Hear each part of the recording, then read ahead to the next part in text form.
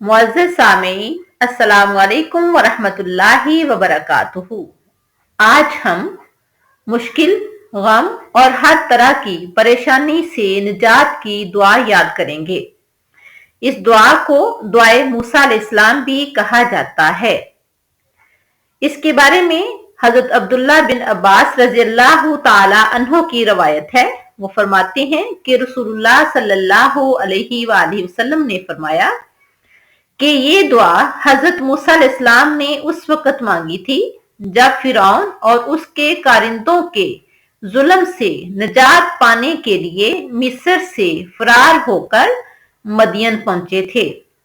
वहां बज़ाहिर उनका कोई पुरसाने हाल नहीं था। अल्लाह ताला ने इस दुआ की बरकत से उनकी मुलाकात हजरत शुएब अलैहिस्सलाम से कराई और उनकी खुशगवार जिंदगी का आगाज हुआ।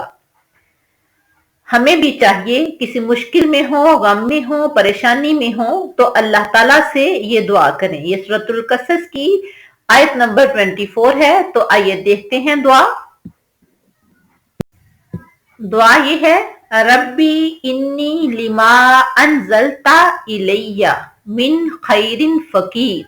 फिर देखें, रब्बी इन्नी लिमा अनज़लता इलैया मिन खैरिन फकीर। तब इसका तर्जुमा देखते हैं।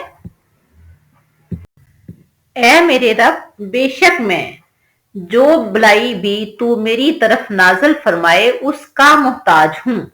यह सूरतुल कसस की आयत नंबर 24 है। अल्लाह हाफिज।